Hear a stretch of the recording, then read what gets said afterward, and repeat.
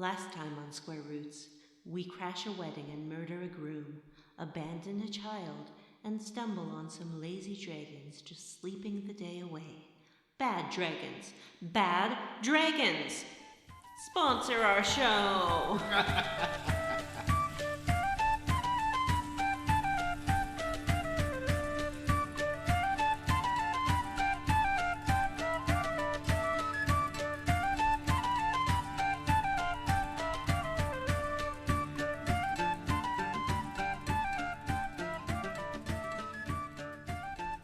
Hey everyone, and welcome to Square Roots, the classic RPG podcast. My name is Jim Banks. I'm joined by Matthew Van Zant. Hello. John. Hey, we all definitely finished Suikoden. Brandon. You are all terrible. And Vanessa. I'm Vanessa. And by the way, John and Vanessa recording in the same place at the same time for the first time on this episode. Hang on. Meaning, the same mic. we're it's probably going to get off the rails pretty quick in this episode. It is Square Roots canon that we all live in the same house and we all record at the same table. Can you guys imagine how miserable it would be if we all lived in the same house? I hope you like the sound of men cussing, because there's going to be a lot of that coming from the Matthew side of the house. I would get 6 locks for my bedroom door and lock myself in every day. Well, we'd have to have that kind of house where you have that wing. You know, the wing you're talking. Wow, Vanessa's staring at me as I talk. It's very distracting. But you know how Vanessa wanted to have that wing where her brother husbands live? And so we would have to live in the other wing. So she's got the east wing with the brother husbands, and then the west wing with the podcast co-hosts, and then the central wing for Vanessa. Which wing is the library in?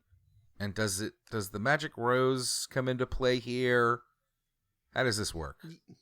Where's the dungeon? Basically, in my pants.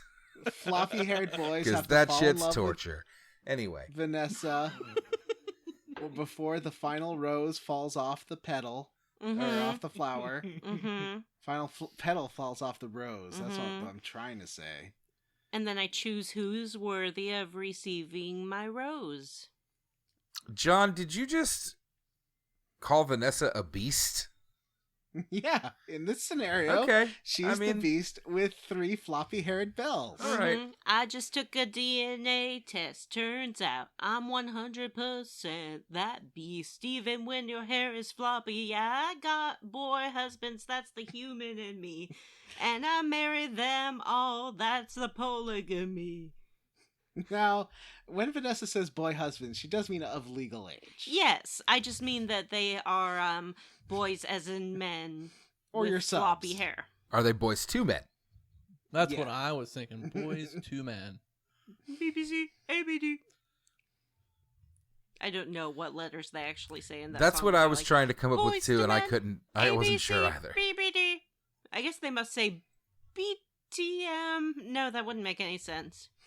The nice thing about the fact that the two of you are together in one room is that it's happening on a finale episode, and nobody actually listens to these. Yay! I will say it is definitely a trend in our series that listenership tapers off as we move through a game. As we disappoint them further similar and further. similar to the host, as our True. ability That's a to good play point. the game tapers off as we move towards the end. So We should describe where John and I actually am. We are in a children's play loft, Yep. and John has set up his computer on a rubber play mat, and we are both lying on our stomachs pointed towards the microphone on the floor. There does seem to be some sort of writing on the wall behind you. It's red. Oh, wait. The last letter seems to be filling itself in. Oh, that says red rum. Oh, that's murder backwards. All right. Well, it was nice knowing you. Bye! So what is this podcast about? Does it matter? at this point, probably not. But it's a podcast where we play and talk about classic RPGs. In this case, we're finishing up our series on Suikoden.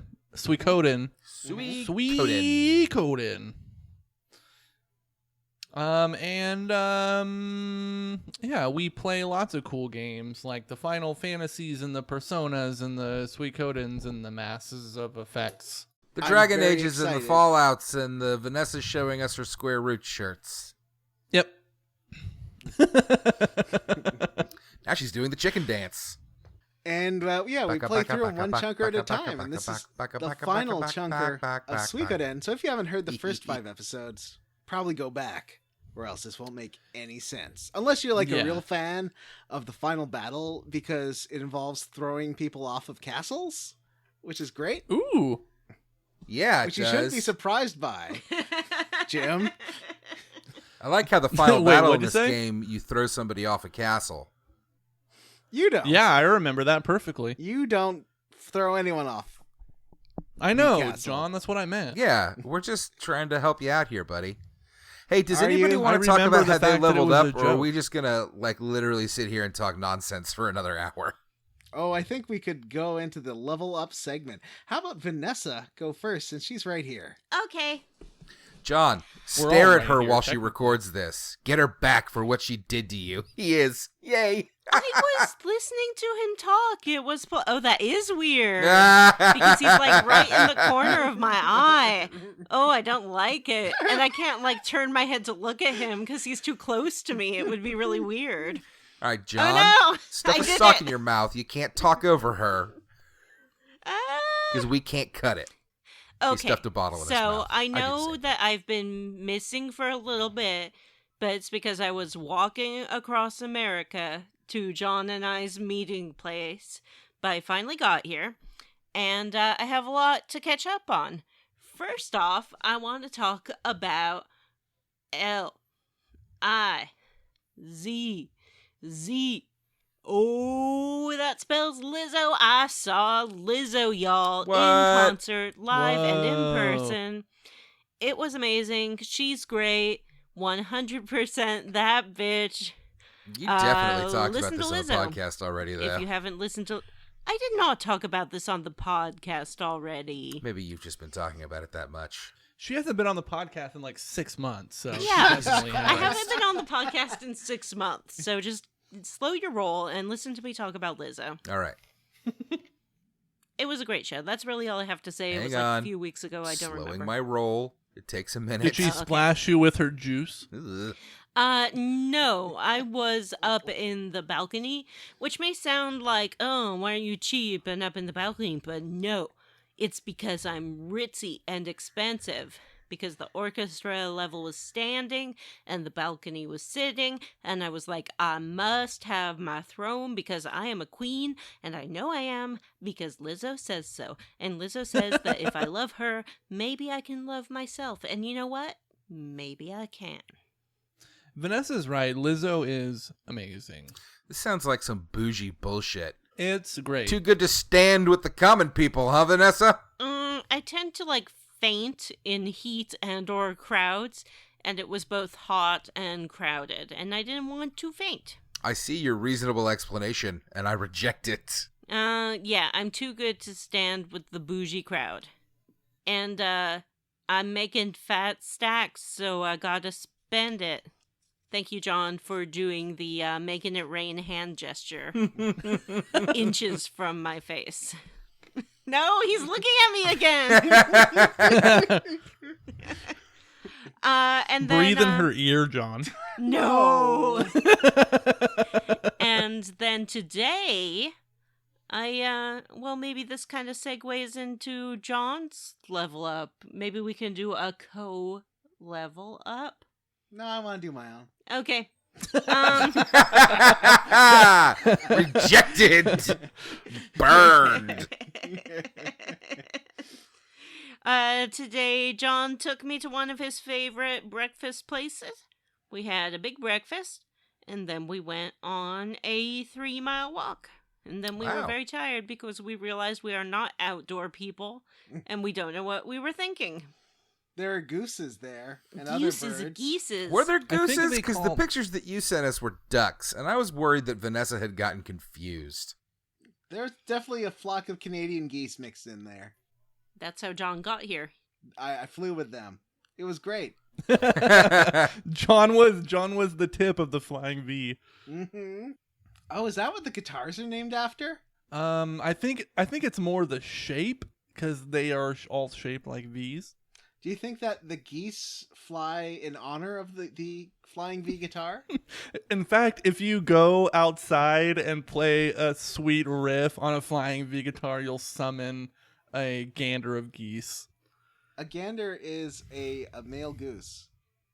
No, it's not. I'm pretty sure it is.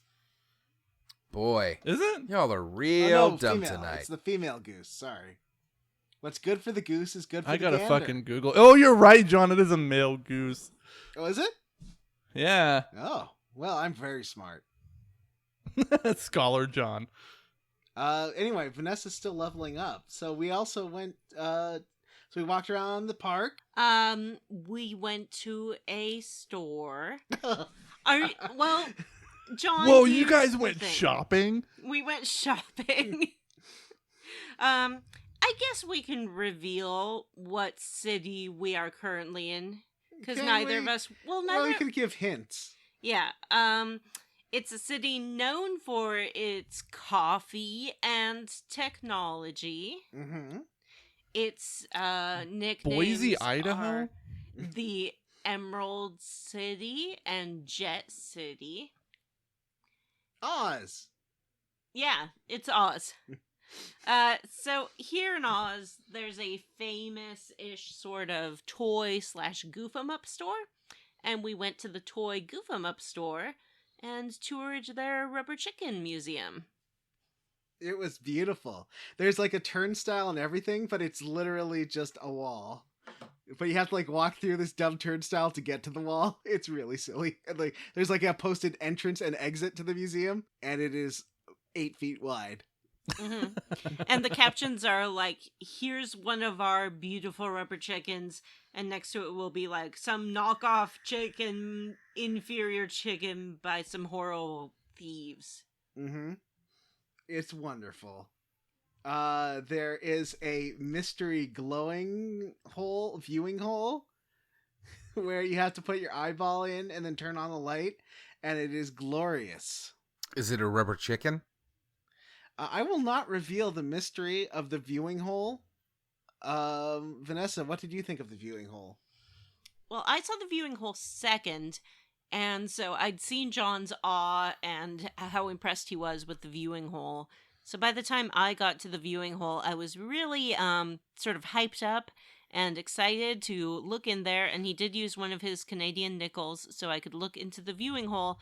And once I saw it, I was not disappointed. It was just as good, if not better, than John had made it seem. The differences of personalities that we have on this show. I mean, John and Vanessa are the type of people that would go to a rubber chicken museum. But we had so much fun.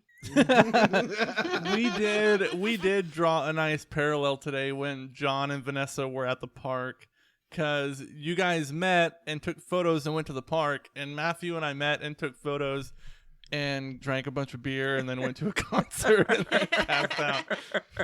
Well, we also made something together.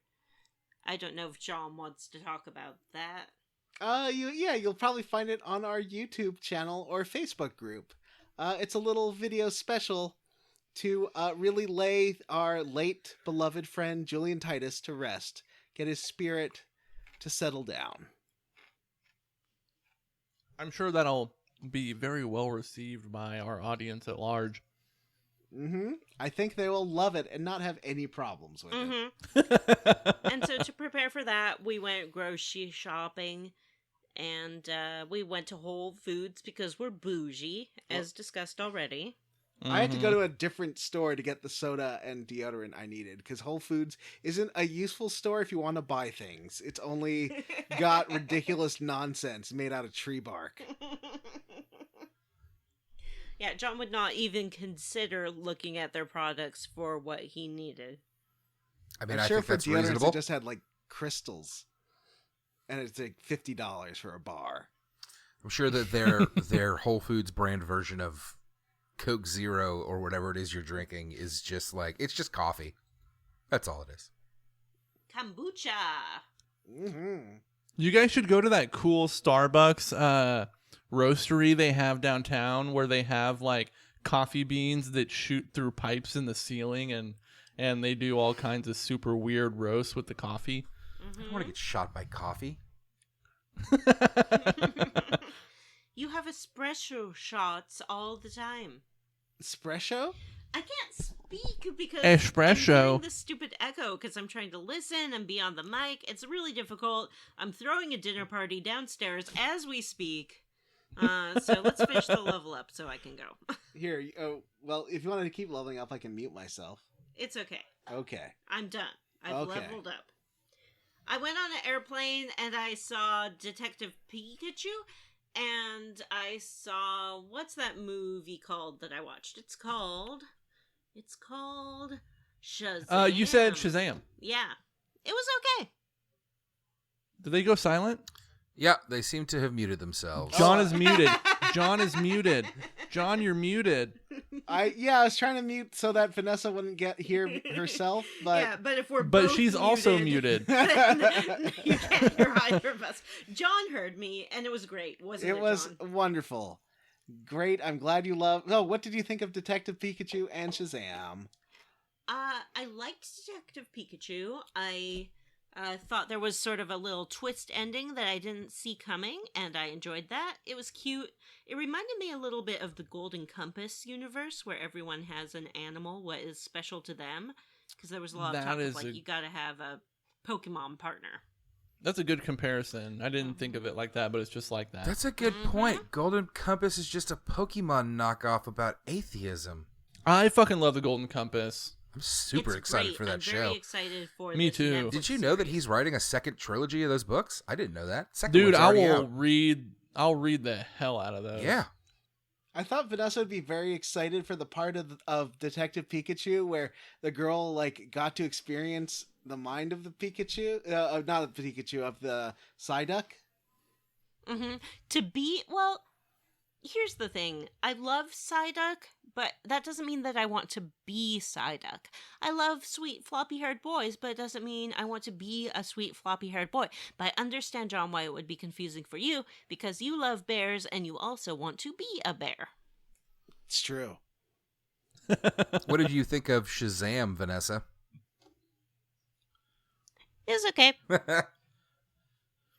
I feel like it could have been really good if like the screenplay would have been tightened up a little bit. Yeah, it's too long. Also, it's too dark. Like, who is the audience It is there? super It's dark. clearly aimed at kids, but then there's monsters eating people's heads?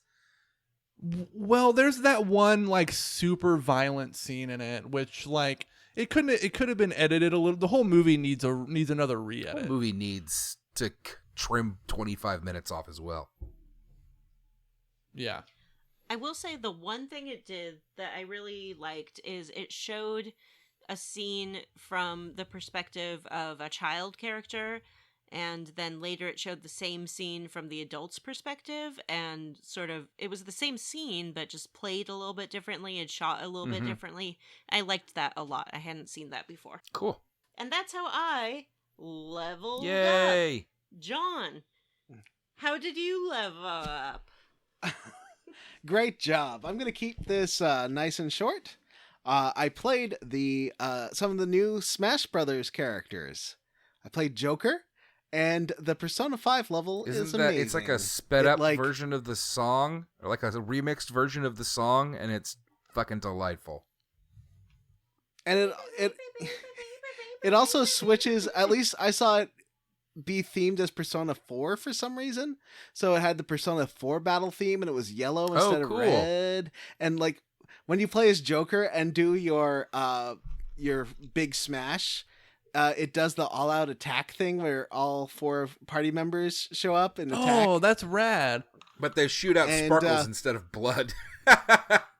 Yeah. And when you win a fight as Joker, it does like the battle ending music and like the whole like he's walking through the scene. And Like he does Joker that. It does that running It's thing where really like he cool. runs along the camera and maybe the bus pulls up. It's awesome. Yeah. It's really, really good, and he's a really good character. I didn't like the Dragon Quest guy as much, but Vanessa is shoving her face in there. Okay. Yeah, Dragon Quest Hero is very random. Randomum. I really hated Banjo and Kazooie playing as them. I just kept throwing grenades. It's like all he seems to do is throw grenades. Yeah. I don't like him. And then the next character is going to be Terry from King of Fighters. Who the fuck cares? Who's that for? I don't know. What was that? Is that like a Give me PS1 Waluigi game? or give me King death. of Fighters is a Neo Geo game. I mean, Terry Bogart's from Fatal Fury originally. And I also I saw the Addams Family movie, which was very good for a kids movie. Oh. I strongly recommend that's it. cool. I think that if you have like smart gothy kids, they will love it. It's a lot like the movie. Different plot, obviously. Allison Janney is great. Oscar Isaac is great as Gomez Adams. Oh, I saw that too. Oscar Isaac fucking nails it as Gomez. He's the best part of that movie. I thought Chloe Sevitz, what's her face? The one Sevigny? No, not Chloe. Not Chloe Sevigny. Who is it? Chloe Moritz? Yeah, Grace Moritz. Yeah. Hello, America. I'm Chloe Sevigny, and I am playing Wednesday Addams. Fashion icon Chloe Sevigny.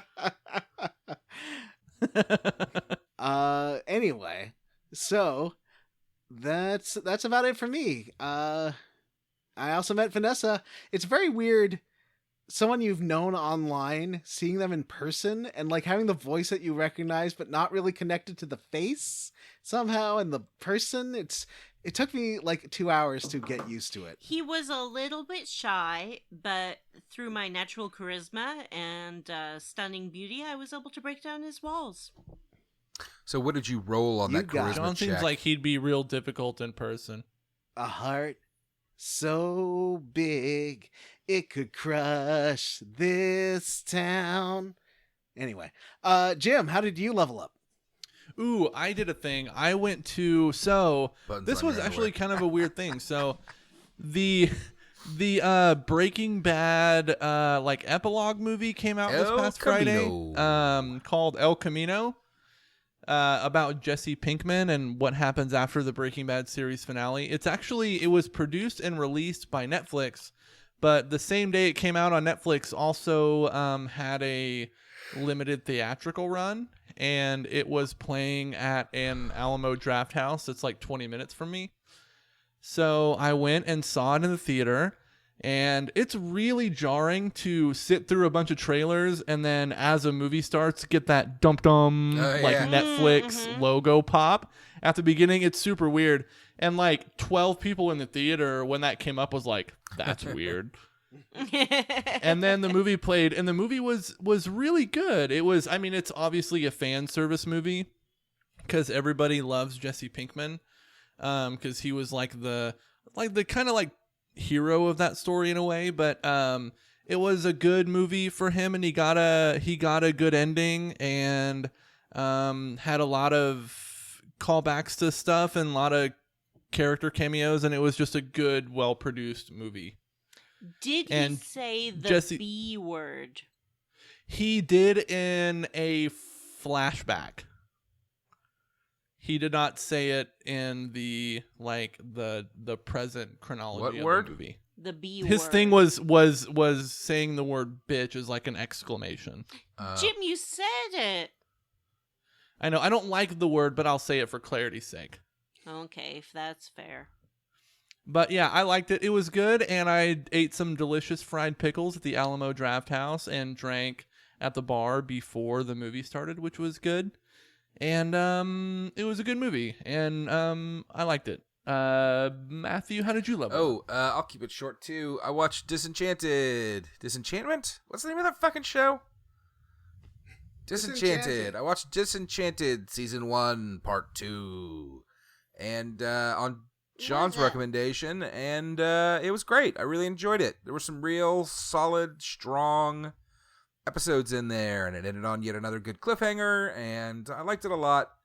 and I'm excited to see where it goes from here. Assuming it does get more seasons, who knows what the fuck's going on with Netflix these days. Well, yeah, with Netflix, they apparently said they don't make much more or get much more out of a show if they do it for more than 2 seasons than if they just do it for 2 seasons. So they have not a lot of the times been doing it for more than 2 seasons. I mean, it's here's really the weird. thing, Netflix. If that's going to be your deal, I'm done. I don't watch shows for 2 seasons. So if 2 or 3 seasons is your plan, I'm good. I'll go watch other shows that will last for a few years and have time to develop. I think 2 seasons is fine as long as you wrap the story I think that up. most shows Yeah. falter strongly in their first season and don't really find their way until the second, sometimes even third season. So, What I liked I've been watching more of Disenchanted, and I feel like they going with a more serious, I mean, still silly, but a more serious character arc and story really works for the show, because then they can have the jokes for fun, but have like a good adventure story. and they do a good job. It's almost a dramedy. They do a great job with the characters, making you sympathize. It's a really good show, and I don't know. We'll see what happens. I mean, is this even season 2? This is still season 1, apparently. Yeah. Yeah. What? This is season 1, Is part it? 2. Even though season 1, part 1 Oh. came out like a year and a half ago.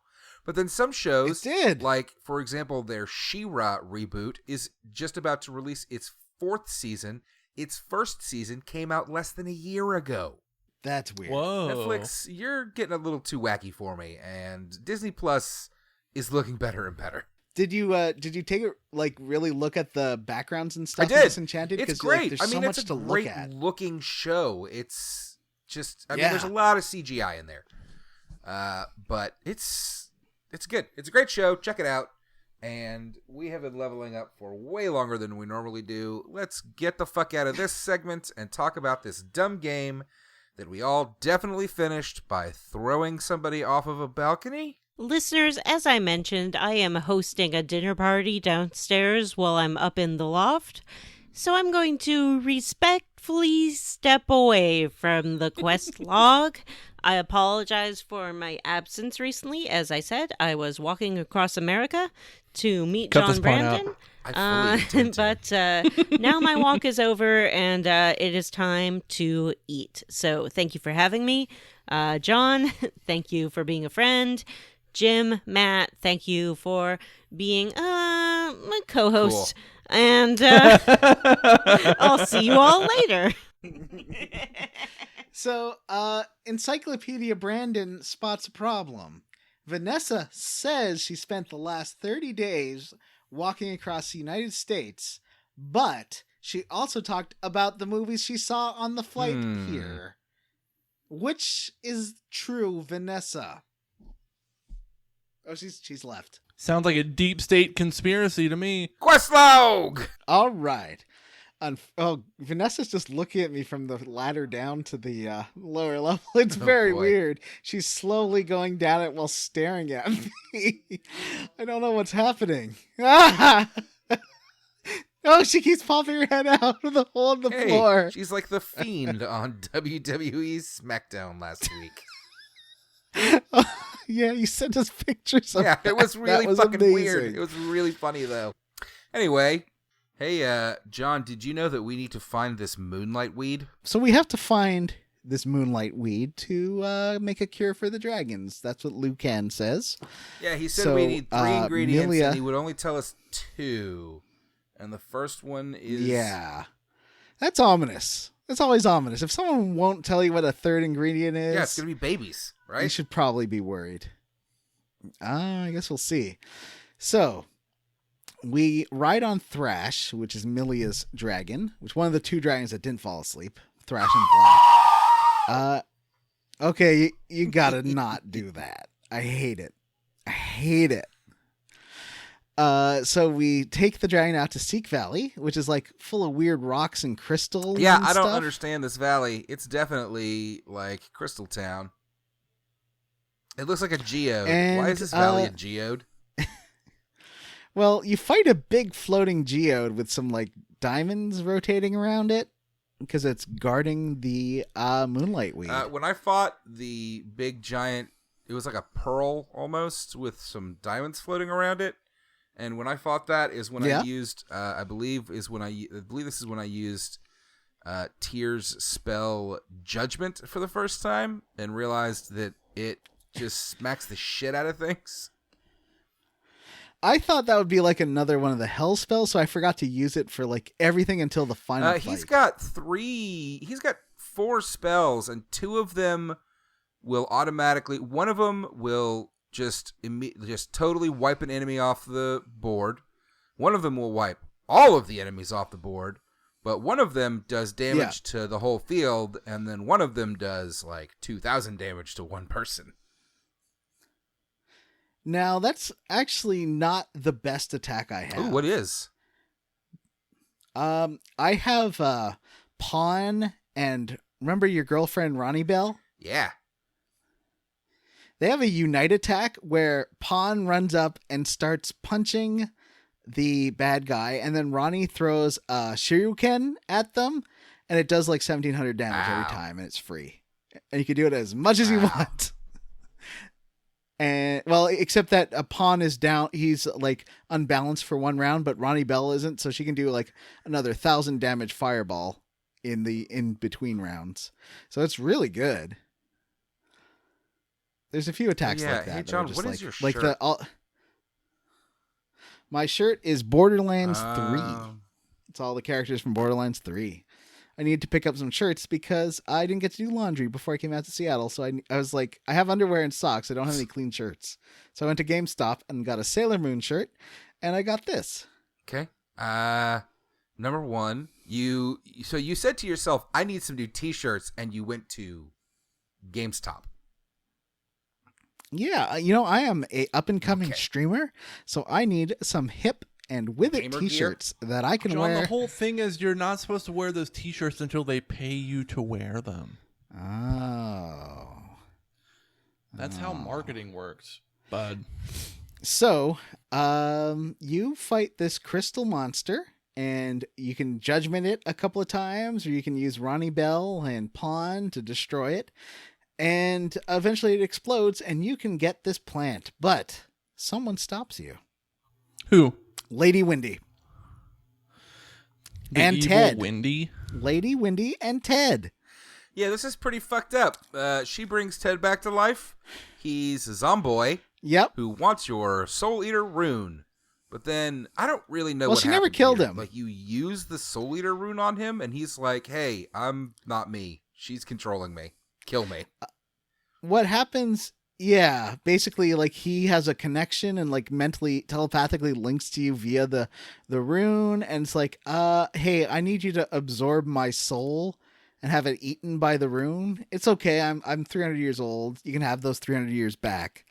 And you do that, because he's, like, at first admonishing you for abandoning him twice, which makes sense.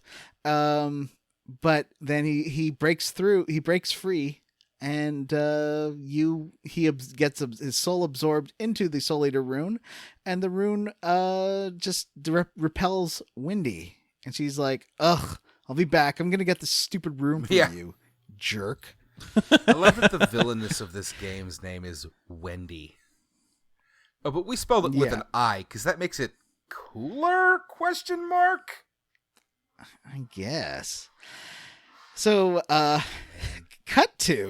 smash cut to, Futch decides to go get the black dragon orchid himself. There's only one place in the world where there's an existing black dragon orchid, and that is in the garden on the roof of Gregminster Palace. Bum, bum, bum. So he's like, in the middle of the night, I'll sneak in there on my dragon. No dragon sounds. No dragons. No, don't do it. Matt, no. So the dragon lands quietly on the roof. Futch sneaks through, steals the flower, and right as he's leaving, Emperor Barbarossa is like, see what you got there, huh? Yeah, you got a black dragon orchid, huh? You want to wake up them dragons? Well, I'll let you go. Have fun. Bye, buddy. And Futch is like, okay, and just like gets on his dragon, and right as he's about to fly away, Lady Wendy's like zapping in there, and she says, "Give me back my stupid plant." And Fudge is like, "Well, sorry, I already got the plant, and I'm out of here," and starts flying off. And Lady Wendy's like, "Ugh, what a little bitch. I am going to fry him with my lightning magics." And she does, and shoots him out of the air. And cut to Fudge in bed. Can I say what a stupid name that is? Fudge? Fudge. It sounds it's kind like of the worst. Like a sex word or something. It does. I gave her the fudge last night. Oh, I don't like that at all. I put it in her fudge. Sorry. No. Sorry. No. Edit that out. So Fudge is like, well, how are you guys doing? Did you get the orchid? And we're like, yep, we got the orchid. How's Black doing? And everyone's like, anyway. So what was that third ingredient? And Liu Kang's like, okay, I'm not going to lie to you. Third ingredient is a dragon liver. And the only dragon we could get it from was the dead body of your dragon, who was dead already. And Fudge is it's a real bummer. Black is dead. They've made the potion and woken up all the other dragons. Everyone's fine except for Black. And if you've read any of these old books you've been collecting, there's one about how the dragon riders, the dragon knights, will kick you out if your dragon dies. So Joshua's like, sorry, buddy, your dragon's dead. I'm going to kick you out. Sorry?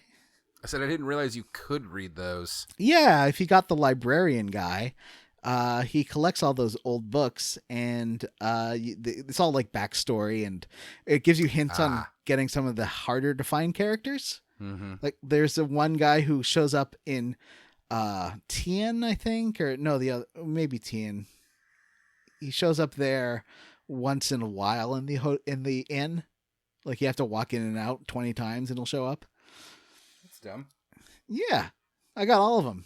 I 100%ed. This is the first game we've done that I've 100%ed, Matt. I got all the...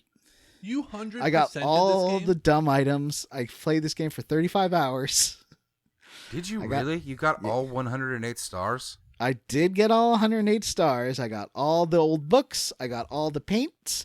I got all of the sound effects and all of the stained glass windows for your menu screens. Wow, you got all the decor too for the I didn't get, actually, room? you know what? That is the one thing I didn't do. I didn't get, I mean, well, you're right. That's not 100%. That's not a platinum trophy. I got a 98% trophy. You can't just fake it, John. You have to actually do it. You actually have to finish. We can't just say shit on this. We can't just say that we finish these games and then not actually do it, even though we do it all the time. I finished this game. I might not have super 100%ed it, but I got all the major stuff. Anyway, we all finished this game. John. Well, yeah. So we've got the dragons on our team. So we head back to the castle, and there's Taggart there, who is a man from the north, and he's from that village that Victor's from, where Necklord had killed everybody. And he's like, hey... Warriors Village. No, a different one. Commander Warren and Victor have been totally arrested by Adel Kazim. No, Edina Kwazami. Kazim Haziel. What's the name of Edina Menzel? Edina Menzel. Totally. Kareem Abdul-Jabbar. Totally been arrested by Edina Menzel. And so we have to come up with a strategy in order to jailbreak them, because they're in this heavily guarded fortress guarded by Edina Menzel. And... they have a strategy of dividing the army to attack the other two fortresses, and they think that will divert the two troops. We also know that we have a spy in the ranks, and we aren't sure who the spy is. But we decide to do this, and then have a crack force of Kryn and Kasumi to go through and attack this main base. Well, first you have a battle, and it's just with this general guy. So, Slut Zone Castle. I think Slut Zone should be a through line for our podcast. Every base and every RPG is now named Slut Zone. We will rename them. So the the forces guarding the castle are led by Commander Griffith, but there's barely like a few thousand people left. So you just rip through these guards really easily, and now you've got ninjas, so they can just tell you who is doing what, and so you can just win every battle really, really easily. And you get there, and you convince Commander Griffith to join your side, because he's like, you know, everyone knows that the Emperor's acting super weird and not a good Emperor anymore. And the strategy is the Chewbacca strategy, where Commander Griffith will act like he has captured Mathieu. Meanwhile, you all are posing as guards and are sneaking in the castle. So it's you, Kryn, and Kasumi. And you make your way through the back, go up the stairs. Kryn has some ropes and stuff to get you across some gaps. And you get through the lock and rescue Victor, and you rescue Commander Warren. Also up there in the jail is Vincent de Boule. Unfortunately, you can't just get him, because you go back down to the basement as soon as you get the other two. You're leaving Vincent there, so you have to go all the way through the dungeon again to get Vincent. But you have an intervention with Cassim Adel Menzel. And he is still way into Barbarossa. Rah Barbarossa. There, but if you have not killed Millich comes in and talks to him along with Humphrey and sort of explains that, hey, we all used to be Team Emperor, but he's gone bananas. So you need to kind of not support him anymore. And Idina Menzel's like, fine. It's fine. I'll join you jerks.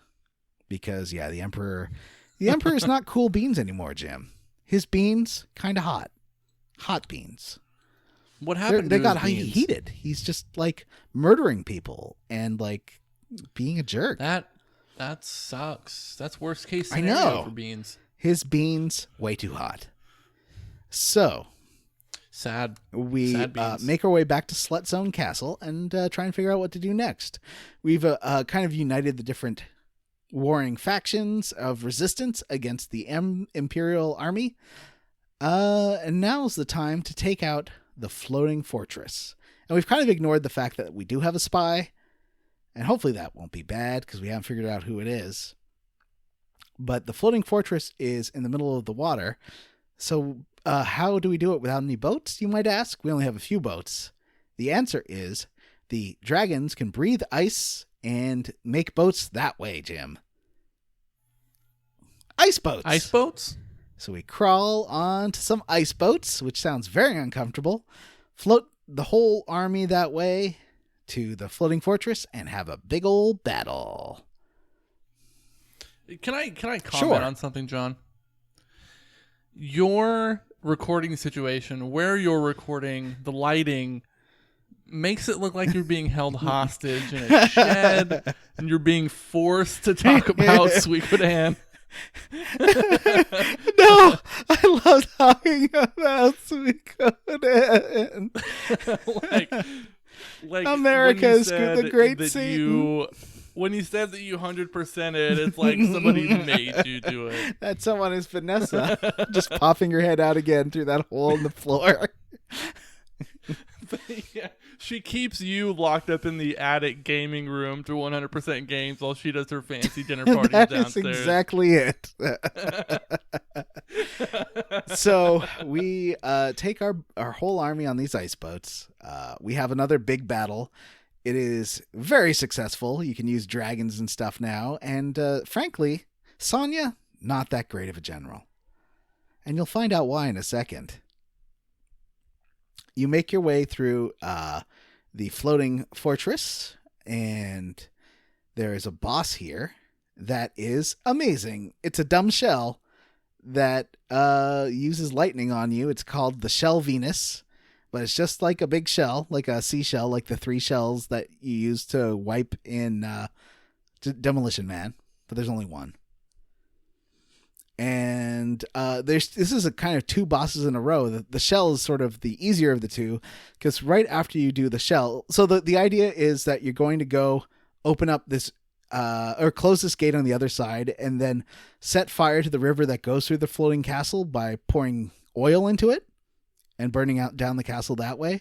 Except someone lights the fire before you have a chance to escape. Who would do this? It's someone on the inside, Jim. Who would Someone do that? on the inside. Tell me. We don't find out until right at the end here. You then, on your way out of this burning castle, fight Sonya Shulin. And she's real mad, you find out, because she was wanting to be your new mom. She's like, I could have been your mother. At all. Yeah. She wanted Wait, to... hang on. Let me catch up in the notes here. You're already at the floating fortress? Yeah. Has this just been... Oh, Jim's not even here. Has this just been John talking for fucking 5 minutes? No, Jim, I've been riffing with Jim. He just left the second you came here. I don't see him. He's a ghost. You're a liar. You've been talking to yourself like a lunatic. Did you talk about how we had to fight a big clam? Yes, that clam is the best boss in this game. Although Geode with the crystals is pretty good. Dumb Clam was also amazing. And now I'm talking about, Sonya Shulin. And she's like, I was going to be your new mom, but you had to go ahead and kill your father, who I was in love with. And I'm going to kill you now, you big jerk. I didn't get that from that conversation at all. Oh, no, yeah. She said I could have been your new mother. And you have a big fight against her, and hopefully you saved all your attack magic, because she's pretty hard. Although I saved all my judgments, and Yeah. I was I didn't need all that I used on this clam. No, on Sonya. Yeah. And it would have made the clam fight a lot easier. I don't know. I feel like I didn't have enough judgments, but I did have the Ronnie Bell pawn attack, which just destroys everybody. So I was real happy. Okay. Well, so it's only one target. Yeah, you have the fake magic spells that you get from paying close attention to the guide. Yes. Go fuck yourself, buddy. I'm still using Valeria at this point because that she's really Falcon good. Punch is like a guaranteed 500, 600, 700. I kind of wish for the final fights that you could just choose your whole 6, because having assigned like 3 out of 6 characters kind of sucks, because it's it's last more than 2. It's Tier is always assigned, obviously. I don't think they ever assign you more than 2. There's been a couple. Half your party. There's still a couple that were 4. Like there's one point where you had Humphrey, Cleo, Flick, so that was 4. That's the most they've assigned, I think. Maybe you're right. Yeah. So you defeat Sonya. She's pretty tough. I ended up just using Cleo late in the game like this, because I had stuck the, streaming magic? Flowing. What's the water healing magic called? Flowing rune. On Flowing rune on Cleo, and gotten him all leveled up. Her? I get confused on which is which between Cleo and Gremio. Gotten them all leveled up and all sharpened up, and I was like, ugh, like... Yeah, there might be other characters that are better suited for this, but right now, like, this is what I got, and I don't want to take 2 hours to get somebody else brought up to speed. Right. No, I think that's totally fine. I just like using Mina because I just really like Mina as a character. So I had her doing the flowing rune work.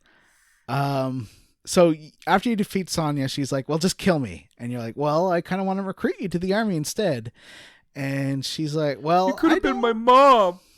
I don't want to join you, but you have to, like, at first she says no. You visit her in prison after, and she's she like, okay. walks up to the edge of the fire, like fire burning. Right. Yes. River she of does fire, want whatever to. that is. Like, I'm just gonna throw myself in, and Yeah. Is it Victor? I think goes and grabs her and is like, hey, maybe don't. Yeah. So you visit her in jail.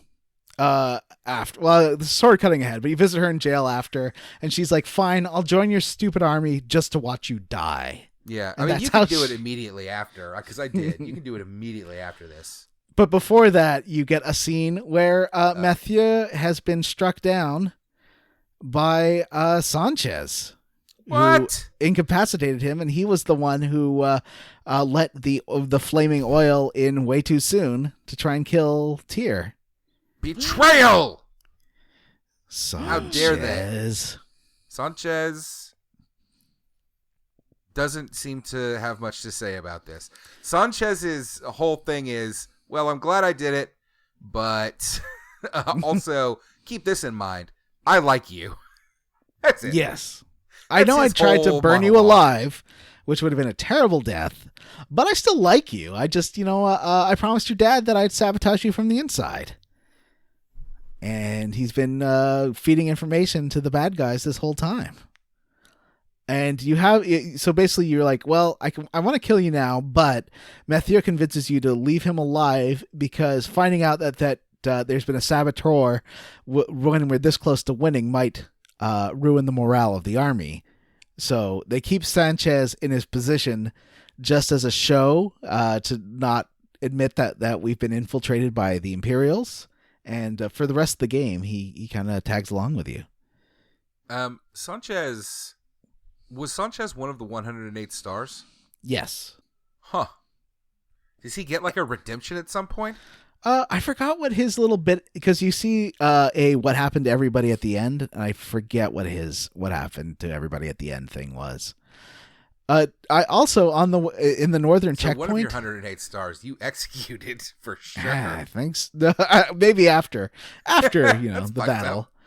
I also grabbed Maximilian and Sancho from the northern checkpoint earlier. I forgot to mention that. They are great because Maximilian is basically Don Quixote and Sancho is Sancho Panza.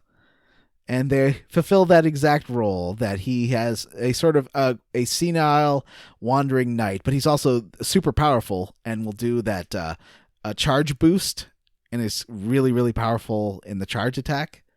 Oh, really? I didn't realize you could get more people that would let you do that. Yeah. Sancho. What did I get? I finally, in the very last battle that I did, I tried out all of the different things you could do in battle, which I never actually got around to doing. Yeah. So I did the ninjas and the thieves, though by the end, the thieves were useless. They never, not once, in the final, 2 battles at least, did they ever help me.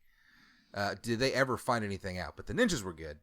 Ninjas are always amazing. The dragons are okay. Yeah, the dragon knights would come in and take off 2,000 or 3,000, and that was helpful, I guess. And I used the merchants to turn. Yeah, that's fun. I got 1,500 soldiers from the enemy army in the very final war battle thingy. Yeah. I managed to it's not much, but it's it's good enough. It's fun. I should Yeah. have been doing that the whole time. Not that You also get some good montages. I think before the floating castle fight and the final fight of all the people in the castle, you see little Yamku and Yamku, Taiho, and Kimberly having dinner together, and Kimberly's trying to get Taiho drunk. Yeah. And She's Yamku's let's have fun together, you and me. And he's like, my brother's here. And his brother's like, yeah, I'm here. And he thinks to himself, I got to keep an eye on these two. He's got a thing for women or something. Yep. And she seems okay with the three of them. She's like, ooh, brothers, I love this idea. That's not true. She makes a remark. She's like, calls him nosy or something. Mm-hmm. In the end, one of the epilogue stories is that Kimberly forces Taiho to marry her until he escapes to a life of piracy again, because he does not want to be married to Kimberly. Why not? She seems nice. I don't know. She's a powerful, strong lady who likes to seduce men. She's DTF. That's true. That's really DTF. The game goes out of its way twice for this character to show you she is DTF. F. I mean, like, the main character doesn't get that much characterization in this game. No. But we really needed to know how much Kimberly wants to level up her D skills. She's sharpened her V to 16. Oh, John, That reminds me, I found the final blacksmith and just did not bother to go back and get him. I did, because he's the biggest, beefiest blacksmith, so I had to get him. And I obsessively wanted to get everyone 16. I didn't get everyone to 16, but I think I got like 20 people to 16. Did you get all? I did. Stars, We'll John? talk about that in a second. Well, you Good were for you. gone. Well, first I came back and accused I was John being a dad. of having been talking to himself because he jumped like an hour. He jumped several hours past into the game in the time it took me to go pee. So I accused him of cheating, basically. Mm-hmm. So you get some more montages of everyone preparing. There's some great stuff with Meg being annoying, and I just really like I wish there's more of this throughout the game of sort of all the different people in your castle prepping for the fights. It's like the good version of boy chat. Oh God! Oh, I forgot about boy chat. Was that only a year ago? It feels like forever. Oh boy, I guess it was about a year ago, wasn't it? Yeah. It feels like I played that game a lifetime ago. Like, I feel like when I played it, it went back in time. I went back in time somehow and played it as a child. And it's been with me my whole life. So Leknat shows up and she's like, okay, here's the deal. Here's what's going down. Basically, there's an entrance and an exit rune. And I have the entrance rune, and my sister Wendy has the exit rune, and they're two halves of the whole. She wants to sure combine. that's not how she phrases it, John. Pretty sure she shows up and says, first of all, I think she's like, my sister's name is Wendy. Yeah. But then we all laugh at her because we're like, your name is Leknat? What? Is that supposed to be something backwards but failed at it? Tinkles. Uh-oh. Because she does then go on to explain that, listen, there's a front door and, hey fellas, there's a back door. Which is the evil side. Full of I thought dark that Leknat power. was the one who had who controlled the back door, and Wendy maybe. was the front door girl. I don't know. That Then can make again, sense too. Tinkle and Wendy, huh?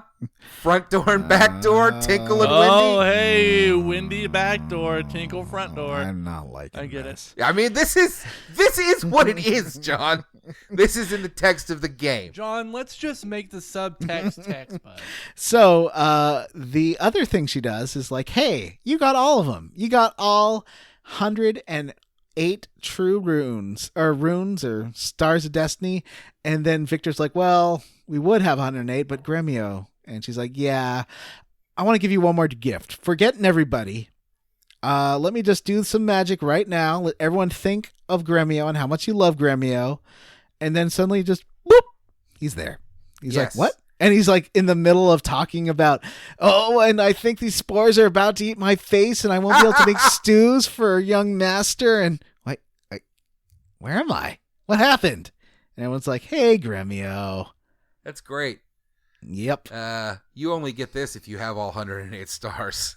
Yep. And I did. So I got Gremio. Uh-huh. Sure you Oh, did, pal. hey. I did. You can look at my stream. We It's all on the finished YouTube. this game. It's I on just the said in air YouTube. You can quotes. see me getting Gremio. You can see me getting all.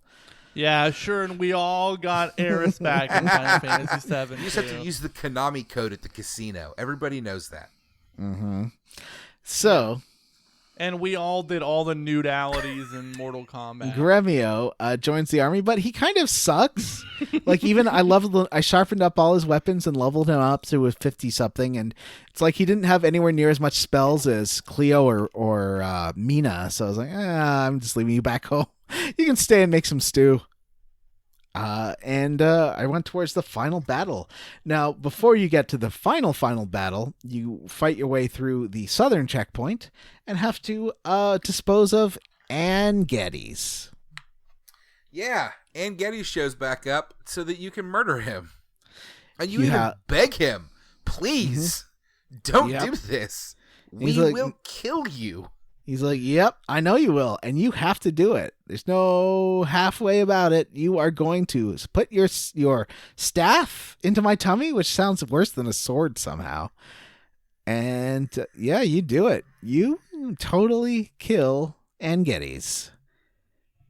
Guess And you'll be Geddes. taking photographs of babies in hell, And then you're back where you started. You're back in your hometown. except everything's like weird and flamey. Yeah. It has an orange Instagram filter over it. You know, Yep. Probably called like Burt Umbird. I do like that there's one more armor shop that you can go to and get the best armor in the game, and they're still they'll sell to whoever, just like in really? real life. God damn it! Armor people will sell. There's a hat you can get that gives you HP revival every step you take or motherfucker. round. It's pretty good. It doesn't like just 5 hit points, so it's not that good. I mean, these are the things you're supposed to be telling us, John. You could like read in a guide. Actually, I didn't read that in a guide. I didn't even read about Ronnie Bell in a guide. I just I looked up combinations and I was like, "Ooh, there's one with Ronnie Bell, and she's my favorite, so I'll try that." She's really If I had fun. gotten her a lot earlier, I probably would have used her a lot more. I liked Ronnie Yeah. Bell a lot. She's really fun, and it's crazy that I she's the hate most powerful pawns, fighter in the though. game. There was also, Alan Greenspan, the chairman of the Federal Reserve. If he Yes, I do know Alan Yes. Greenspan. Alan and I are very economics close. teacher. so, Why do you ask, John? if you have Flick, Allen, and Greenspan in your party, they have something called the Pretty Boy attack, where all 3 of them do like 2,000 damage to someone What does it have to do with? because their Alan names are Greenspan? Allen and Greenseal. Oh. I mean, that's a good revelation, John, John, that's but it's the no thinnest Tinkles of and Windy. connective tissues. That's true. Okay, I'm really bummed out that I blew this game wide open, and neither of you seem to want to acknage that. There's a real So the conspiracy front door going is on here. Tinkles, I can't. and the stop back thinking door about it Tinkles all. is Windy. Windy. And she's Control been the using front door and her the back door. backdoor powers to control people because she can like pop out runes, black runes. Yep, Pop through the out back runes. door that control their mind, and that's what she's been doing. Although not with Tio. It seems like half of them are just like real gullible, and the other half she had to use magic to control. Anyway, so you kill Anne Geddes, march towards the capital, go through about fighting maybe 150 I mean, Imperial hang on. guards. After Oppenheimer, the flower boy, Yeah, did we ever see anybody else like have a black rune? And we go through like 2 more generals. We kill Tio. mm-hmm. We meet Sonya. She doesn't have a black rune. Yeah, just and wanted to be your I don't mom. think a Dinah Menzel has one either. No, I don't think so. Who's the one that we? Yeah, what's the name? Cassine Idina Menzel. Gazelle. Idina Menzel. I don't think so either. Yeah, I don't know then. It just seems like a couple of them needed that. But anyway, so this part is basically you walk 5 steps and then get into another encounter with Imperial guards and just keep going and keep going and keep going. It wasn't hard, it just took a long time to get This to the is dumb when Emperor. hell comes in handy because you can Yes. blow through like 5 or 6 of them just without having to do anything. Unfortunately, there's like 20. Yeah, there are. But I should have brought Kai. Although I think if I brought Kai, I wouldn't have been able to bring the what's-her-face, who I really like, Ronnie Bell. And I feel like Ronnie Bell does individual attacks better, which is useful. this Tyr has a Mass Effect attack that does 300 or 400 damage at this point, which I think was about the same as Kai and I think we were all doing, and you could do it over and over, and I think we were doing like 700. So I feel like that's a pretty good sometimes attack. they get criticals. Yeah, that's true. So you make your way through to the garden on the roof, and Barbarossa is there. Oh, you also encountered Uber. Remember Uber? Oh yeah, yeah. And he just leaves too. Well, yeah, he's we like- didn't talk about the great scene where, or did you? Did I miss it? Where Leknat, where Tinkles, makes all of the monsters vanish. Did you say tentacles? The Oh, yeah, when we you skipped get that, to sorry. The castle, the army is 100,000 strong, and your Matthew's like, oh shit, we're fucked. Yeah. And Leknat's like, well, they're kind of cheating. They're using, obviously Lady Windy, the back door, is summoning lots of monsters. So let me just use my magic to get rid of them. And then it doesn't work. It doesn't quite work, so everyone has to kind of lend their power to really get it to work. It's like revving your engine, kind of, pushing. And eventually, we do only fight 20,000. Uber does decide to run away. So I guess we'll encounter him in Suikoden 2? Yeah. Do you think you play as Tyr in Suikoden 2? No, I do know he's a recruitable character, though, if you bring in your save. Cool. Yeah. But you definitely do not. And you, so YouTuber runs away to come back in the sequel, I guess. And you, go through this castle fighting the Imperial Guard after Imperial Guard until you get to Barbarossa. And he's like, look, I'm going to use my dragon rune sword, turn into a dragon, and kill you. Turns into a Hydra. That's true. A three-headed really big Hydra. Golden Hydra. And one of them brings back the other two heads, so you have to kill that head first. It's kind of your usual boss fight. Yeah, I got like 6 or 7 turns into this, and then the left-hand head revived the right-hand head. Yep. And I was very upset. You got to make sure you kill that left-hand head. And once you do, Barbarossa turns back to himself, and he's like, I wasn't under... Lady Windy shows up, and Barbarossa's like, actually your controlling magic never worked on me. I just lied. I've been pretending that you've been bossing me around because I'm in love with you. And she's like, well... What the fuck? You don't love me. You just like me because I look like your ex-wife Claudia. Well, did you mention that all of the generals like appear here? And yep. They're like, hey, what's wrong with you, guy? We used to like you. And he's like, they're like, something's changed, you have to admit. And he's like, nah, I just love this lady. Mm-hmm. And, yeah. I'm in love. That's what's different. Yep. It's not mind-controlling magic. That's crazy. So Tinkles and Wendy. So Wendy's just real. She doesn't believe that he loves her, and because I guess she looks like his ex-wife, and he's like, no, it's you. I love you, and there's only one way to end this. The only right way. When you want to break up with a lady, okay, this is awful. When you want to break up with a lady, just wrap your arms around her and fling you and her off a building. No, don't do that. Don't do what Barbarossa did. Do not wrap your arms around the lady and fling both you and her off a building. There are better ways to break up. Just send her an email. Just have a nice coffee. There's this one restaurant in Vancouver that was called Wazubi's, and every time I went there, I always sat next to a couple that was very obviously breaking up, and I think that is like the breakup restaurant. Why would there be... How does that... I don't know.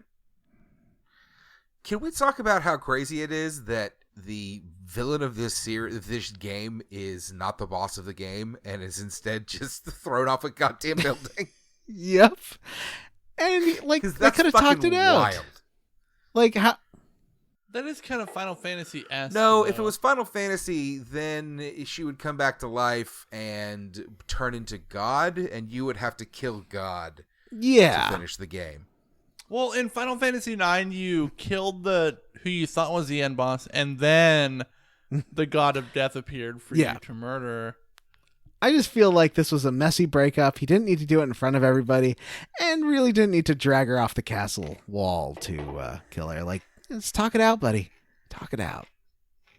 Yeah. All right, real talk. Like, if there was a game where the final boss was having to break up with somebody, I'd play that game and probably lose. Never be able to finish it. Look, it took me 2 or 3 years, but I finally got through the end of Breakup Simulator. Yeah, I got to the end boss and didn't I would have pick it been up real again. bad at this boss. Yeah. I told you about this too. one guy that I dated for a year because I didn't. I couldn't. I felt. I didn't know how to tell him I wasn't into him. Jonathan. It was bad. John, can I ask you, how do you do that now? Do you Yeah. just say, hey, I'm not Yeah, into I'm it? just very like if it's not. Before I was like, well, maybe I'll spend time with him and I'll really grow to like him. And it's like, nope. No, if you feel that like, yeah, this. Ooh, If You this just gotta be isn't blunt. working- You just gotta be blunt, though. Yeah. You can't be like, oh, I don't know what. You just gotta be like, I'm not feeling this, You know what you don't do though, Matthew? All right. and then end contact with that person within a minute. So it was nice knowing you. See you later. You do not. Never speak Don't to me go- again. don't Delete me, ghost, block me. though. Don't ghost and don't jump off a building with them. Should you not jump off a building with them? That's a good point. Do not. Do not do that. Breaking up with What do someone in they 2019, want, though? you just have to think of it like you're jumping off of a building with them. You're Yeah. taking that relationship, be it a day old or 100 Metaphorically, years though, old, it's very John. important that wrapping you're your only arms around it and dive bombing off the side you're of the building. only doing it metaphorically, not yes, literally. metaphorically. You're taking that relationship. Yes, exactly. You don't date them for one whole year because murder you are suiciding it off the side of a too building. nice to tell them you aren't interested, because that is a waste of his time as much as a waste of your time. So anyway, old backdoor's dead, huh? Oh, Oh, backdoor Windy. yeah. Backdoor is dead, and depending on your ending, you and Gremio wander off to go on adventures because you don't want to be is now leading. the part of the episode where we talk about how misogynistic this game was? It's not the most misogynistic game we've played. I don't know about that. Remember Mio? Do I remember Mio? Yeah. Mio was a hardworking woman who went on to have an important job in government. That's Windy fell off of a bridge, fell off of a building, and most of the other characters, according to their post-credits title card things, went on to do things like continued to be a washerwoman and is, oh my god, what was the best one? I think it's Ronnie that it's like training to be a homemaker. Yep. Even though she's the most powerful warrior there, for some reason has to become a homemaker. And also Taiho runs off to become a pirate because he does not want to be married to Kimberly anymore, which is interesting. I guess it's a bummer that Vanessa didn't finish this because I think she would have a lot more to say about it than the three of us do. I feel But like this game was she would not have liked us super joking weirdly about the misogynistic. murder-suicide ending. Oh boy. Yeah. I guess Sorry, Vanessa. now's the time to talk about. Now would be a great time to talk about what we're squarely against. But first, is there a bullshit minigame corner, John? No, but you can watch all 108 Stars of Destiny and their whatever they did after their time in the army. It's a lot like, imagine if the Animal House ending were about 20 minutes long. Yeah, it's wild. And some of them are legit bonkers. So a lot of them are just boring. Like, Yeah. now Sonic, Yeah. Sonic like went off to become the fastest person in the world or something like that. Yep. That makes sense. He is. He The already way is. it's worded is like vanished to try and become the fastest being in existence. It was very strangely phrased. Yeah. Any other highlights, John? No, I think my favorite was Kimberly forcing herself to be in a relationship with Taiho and Taiho becoming a pirate to get away from her. That was fun. Some of them just become like clerks and stuff in the army. It's really John, lame. that sounds sad. Yeah, I don't know why. That sounds Why, like a why sad can't people ending. just be comfortable with a sexually aggressive woman? Like, I guess it's a consent thing. I love Yeah, I think a lot of people are. I think people are a lot more comfortable with that than you realize, John. Yeah, That's a masculine. That's some Exactly. toxic I Taiho, guess masculine that's a know, good point. Maybe he that's just- just some toxic masculinity shit. It is. Hey, by the way, I read an article today in the new issue of GQ. They had a masculinity issue, and they did an interview with Pharrell, who talked about masculinity, and he's very enlightened cool. about it. Who's Pharrell? Yeah, you should read it. It's super interesting. Yeah, that was my favorite one. More about O'Neill, who was O'Neill was the sexy grandma, and then Hellion was the dangerous, deadly grandma. Hellion went on to take over Tinkles' job. I guess Tinkles died when Wendy Yeah. died, maybe? Oh no! Oh yeah, you're right. I don't know what happened to Tinkles after Wendy got killed-ified. But Yeah. Well, anyway, there's a bunch of them. And we find out what happens to the rest of these people in Suikoden 2, which we'll be playing now. No. What are we playing next? Vampire the Masquerade. But I'm really before excited that- to have a new episode 1 to release, because that means people will download it again. Yay! You know the thing about Vampire is when I first played it a few weeks ago, like I just kind of sampled it. I fucking hated it. And then yesterday when I played it again and I got through the tutorial and got into it, like it's not that bad. It's really easy. Well, that's guys. good. It's a super That easy is game. great. But before Yeah, that's that, good to hear. we should talk about whether we are roundly for or squarely against Suikoden. Well, I'd like to say, speaking of Vampire, shouldn't we say the next time on now? Next time on Square Roots. Oh, we haven't talked about what we're playing in look Vampire. it's there. Oh, we have. Next time on Square Roots, I'm super sorry. we'll be playing till we leave Santa Monica. Yep. It It sounds like something that I'll recognize. John, did you know that song is in the Indigo soundtrack Prophecy? of the game? Yes, Indigo Prophecy. I do know that. Oh my god! When I heard that song on that game, it made me laugh so hard. And there's a song by Mariana Topley Bird. I just like her name because it makes me think of a unsteady bird that keeps falling over.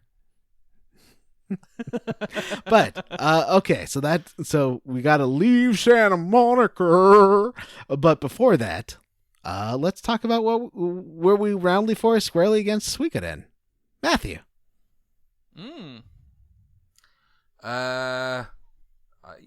We did just have a good long conversation about the misogyny. So, I think what I am squarely against is, I guess this is the final one, isn't it? I guess I'm roundly for this game. Real on the edge, though. Like, it's okay. What about you, John? I am roundly for this game. There's some Obviously. some problems with the writing and some iffy stuff, and murder suicide's kind of a gross way to end a game.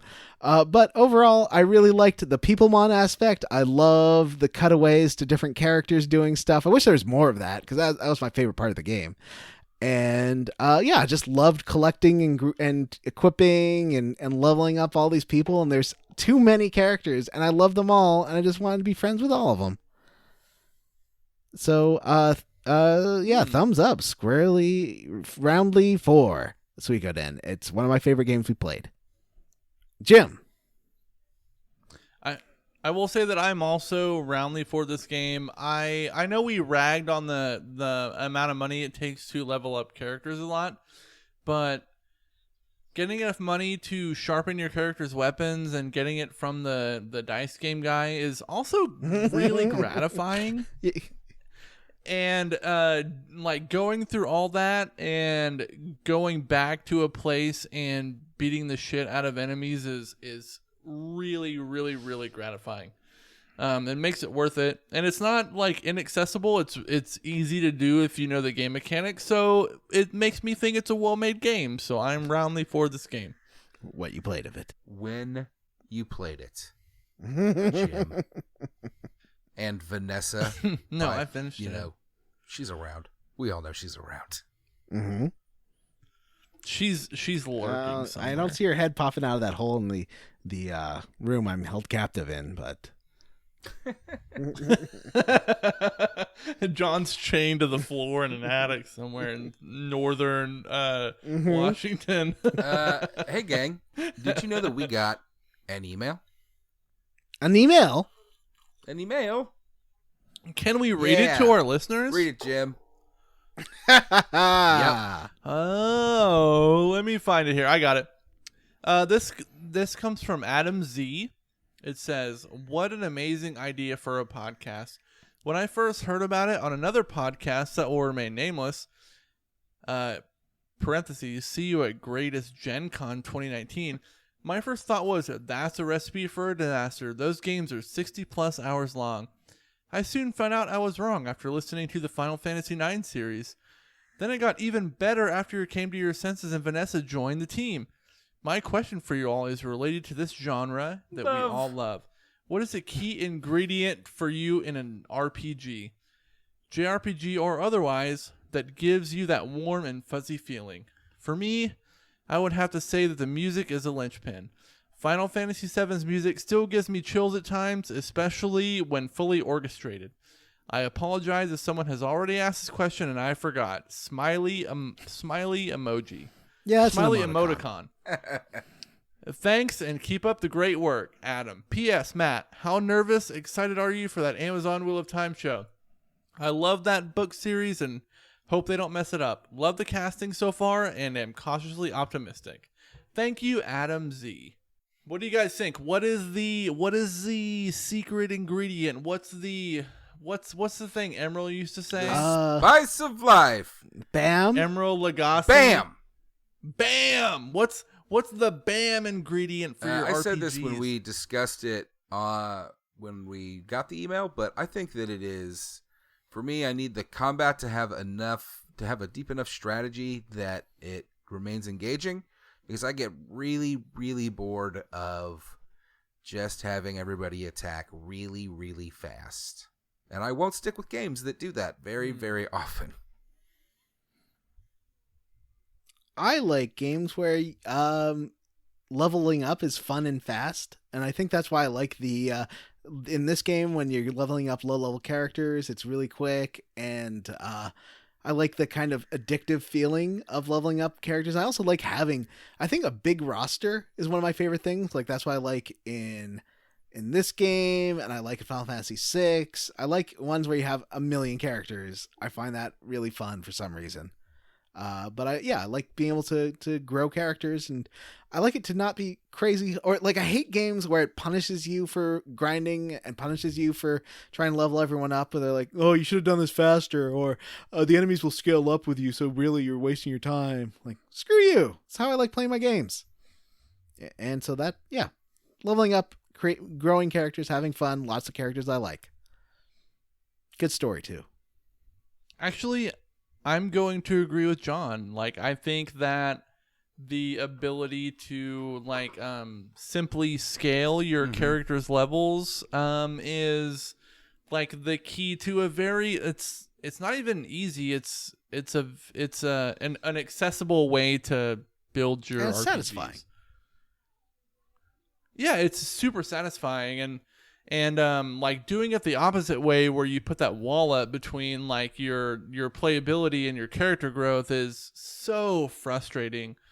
And like I can see how it can be rewarding if you put the time in, but it's not.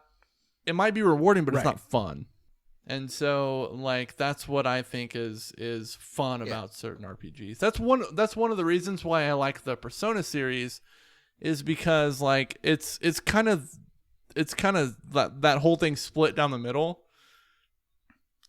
where like you're rewarded for putting the time in, but it's also you can kind of not zoom through it, but like everything scales really well if you decide to pick a thing,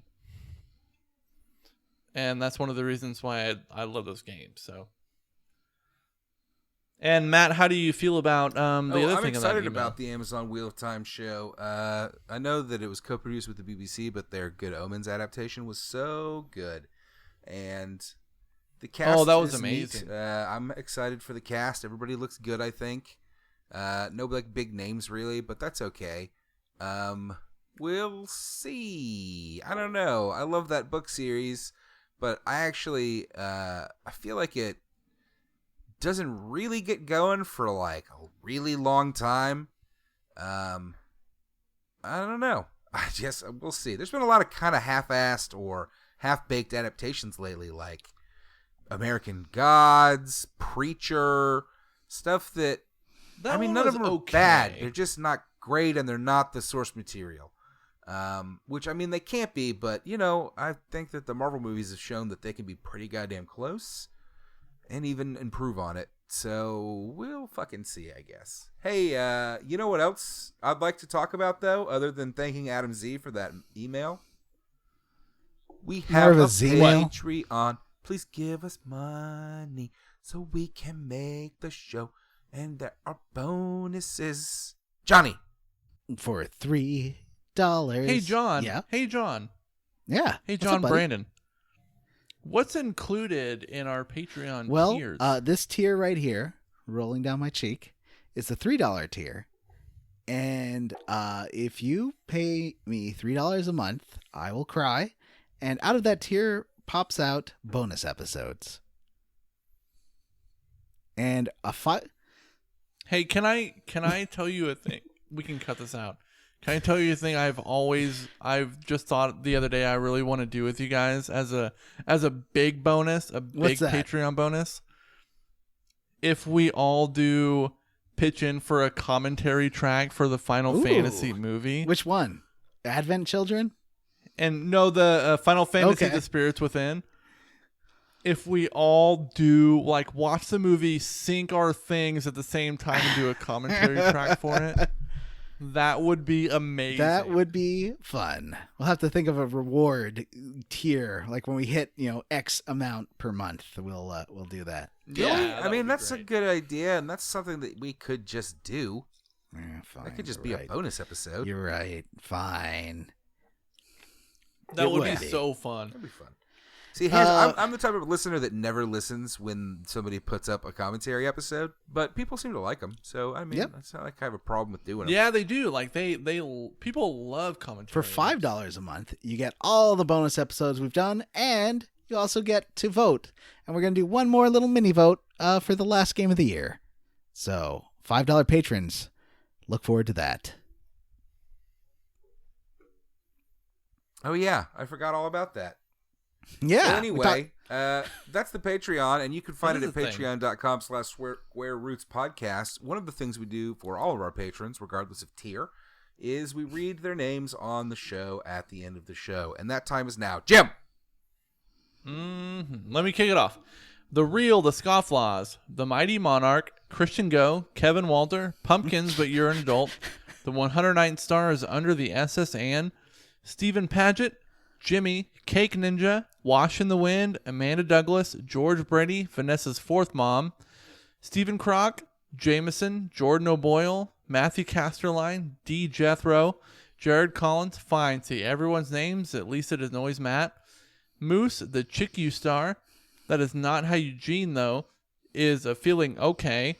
Chris Penyak, PJ Enns, Huxley Iguana, Benjamin Avner, Adam Zimmerman, Brady A. Berman, Galendo, The Misadventures of Mike Gundy's Mullet, Reddit_is_Harold_Lauder, Jonathan Lee, Gregory, Julia Zanella, Eric Garb, John Kissick, Let's Get Spoopy, Hey, Jim. Citrus C. Did that feel long? Yeah. That's what you get for not finishing the game. But game. it was John. really satisfying. Jonathan Ellsworth, Michael Crawford, Kiva Moser, Samu Mitchell, Brian Stone, Lex Averial, Aaron Bachman, Sean Walsh, Tracy Tanoff, Race Jenkins, Robert T., Justin Ham, More Games with Evil Playthroughs. Vanessa's real mom is literally in the house. She is. I am in the same house as Vanessa's real mom. Devin Sloan, Andy M., Resty Kamada, Heresy Everywhere, Tyler Petty, Knopford, Patrick Wubbs Bears, Miguel Torres, Andy Best, Megan Sullivan, Alex Doulard, which rhymes with the middle of Doll Aardvark, Gremio's Beat by Beat Death Narration, yep, Robert M. Pullum, Randy Pierce, Ross Hartley, Ward Childress, Zachary Davis, Vanessa's mom. Jake Dickerson. We'd also like to thank Vampire the Musky Rat. Bobby Midkiff is on strike. Sean Gonzalez, Dr. Steve Stone, Bree Girth, Florian Jonas Kramer, David Shook, Sean Arata, James Hostetler, G. Bailey, Wonder Swan, Jason, Golden Deer Professor, Cameron Shoei, Mary, Queen of Scoffs, Nathan Poirot, Vanessa's People Mom, Ron 2, or Ron Squared, Stu Skeel, Corroded Commode Abode, Julian Titus was a ghost the whole time, Joseph, David Green, Just Jerry, T. Bumpkins, Paul Bursch, Chris Ryan, Brian Pitt, Tom, Dustin, and Cyril the Wolf. Thank you to whichever one of you was scrolling around over the goddamn names as I was reading them, John Brandon. It was very interesting in letting me know that John Brandon was highlighting that particular line as I was trying to read it. All right, everyone. If you want your name included in that list, you can be a patron by signing up at patreon.com/squarerootspodcast. If you'd like to have your email or feedback or whatever read on the podcast, you can send us an email. We are at squarerootspodcast@gmail.com. If you cannot be bothered to send an email, see us at our Facebook group, the Square Roots Podcast Group, for smart, cool, very attractive people. Or you can tweet at us. We are at Square Roots Pod. Hey, thanks, Banjo Guy Ollie, for letting us use your fantastic cover of Suikoden's Distant Mountains, and also a Mohawk Gamer on clarinet. Links to both their YouTubes, Twitters, and Bandcamps are in the show notes. Don't forget to rate, review, and subscribe on iTunes or wherever you listen to podcasts. All right, everyone, that's it for this episode of Square Roots. We finished Suikoden. How do you guys feel about it? We already talked about that, John Jim. You know what? I'm just checking the temperature. Anyways. Temperature is, let's end this fucking episode. Anyways, for Square Roots, I am Jim Banks. I'm Matthew Van Zant. I am Johnny Brandon, Lil Johnny. Bye.